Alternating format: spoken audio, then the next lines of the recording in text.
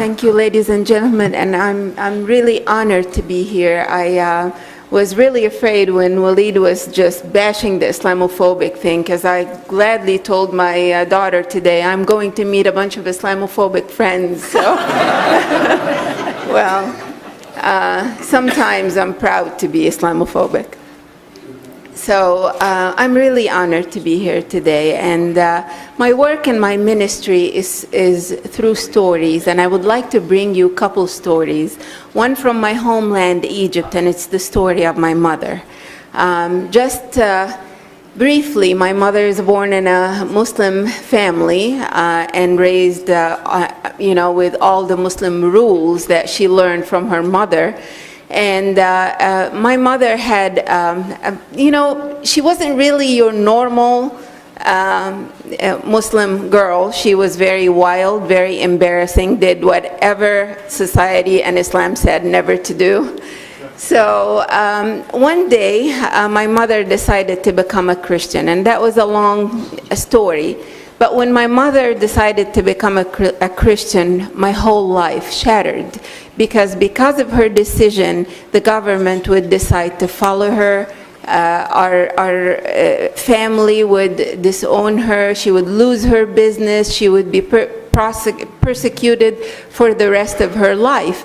And I had to watch my mother stand in front of the Muslim imams as they threaten her and say, if you don't come back to Islam, you know what the penalty is going to be, and you have exactly 3 months to come back, or the penalty is death. Mind you, Egypt is not a country that has Sharia law.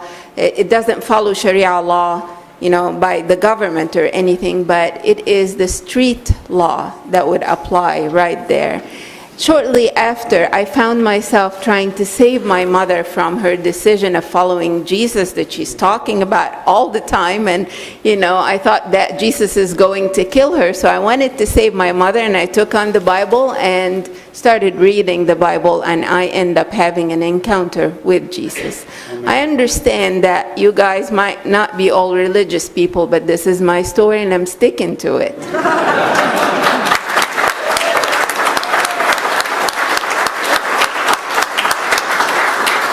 Shortly after, it took me a while to share my faith with my mother, but it was a pleasure for me to share with her also the freedom she received. Once her life changed, she tasted something that was different, and she wanted to share it with everybody, and she ended up escaping from Egypt. Thank God that there were some human rights organizations that got her out of Egypt just in time. And I watched her as she left me, sadly, in Egypt alone. Because the law is that I don't have a say-so, she doesn't have a say-so, but my father does. He has to sign for me or for her to leave Egypt. She was able to leave, and I stayed. And I stayed alone to fight for my life and to fight for my freedom of worship. Through many events and many things happened, I ended up marrying a Muslim, because by the Egyptian law, I could not change my religion legally on paper, and I could not choose to marry a Christian if I want to. Imagine my story as the story of millions of Muslim background believers right now in Egypt. And when I say millions, I mean millions. There are millions of them inside of Egypt now, and I have the proof. I ended up marrying a Muslim, and with a miracle, I was able to escape with my 2 children out of Egypt. And you can see my story.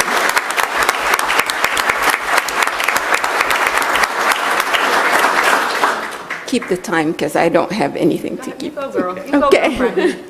Well, the second story would happen with the start and the beginning of my freedom. As I landed in America, first, before I landed in America, the first time that the airplane took off and I just waited, it was Egypt Air, all Egyptians around me, very scary. And as soon as the airplane took off, and I felt like we're just out of Egypt somehow, I took off my veil. And my son, who was 7 at the time, looked at me and he said, "Mom, you're going to go to hell." I said, "Son, we just left."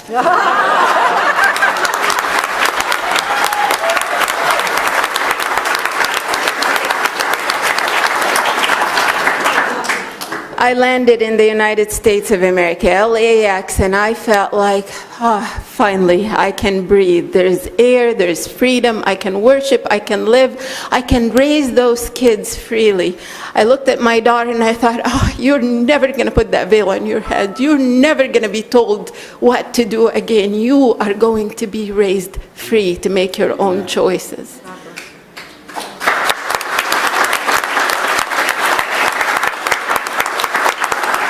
For we live in the land of the free.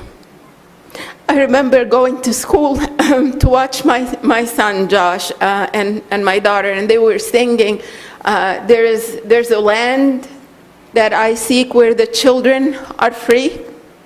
I have that on video. It was time that we live.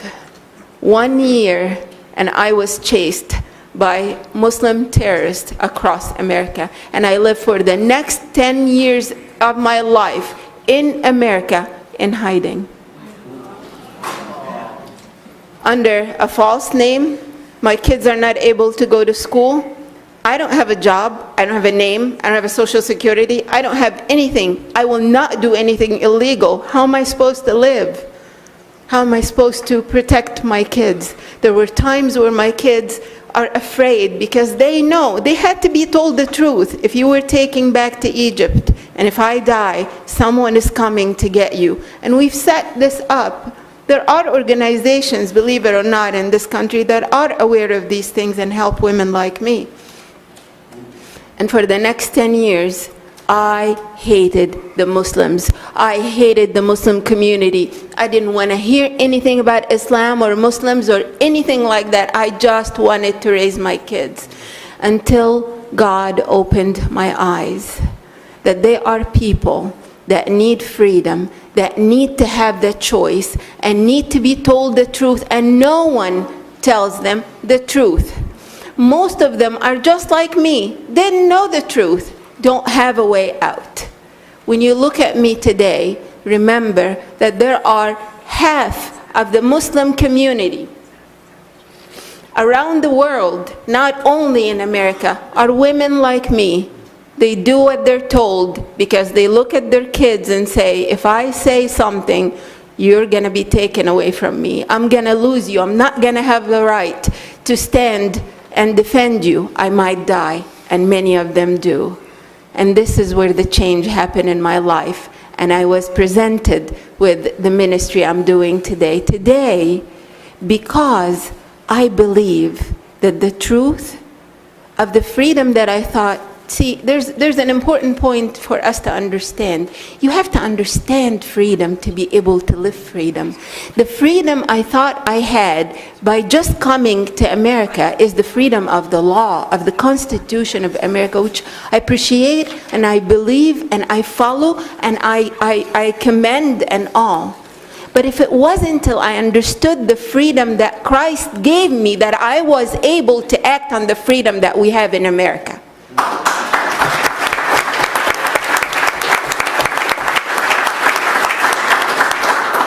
When I stood and I said, finally, I am not afraid to die. You have no hold on me. I am now viewed by millions of Muslim men and women around the world. 85% of the world watches Al Hayat channel and call us. Today, the Muslim world that so disrespects women, we are the minority of the minority of the minority in the world. Today, those men call my show and respectfully debate me and ask questions and gain freedom and say, we renounce this treatment of women, we renounce Islam, and we accept Jesus Christ. That's an addition for you.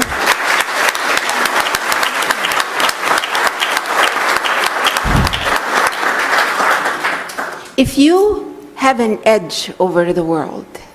It is your freedom. It is the country that is so wonderful and beautiful and has equality, and I was so excited to be able to stand and become an American citizen here in California and say, I am really, truly free today.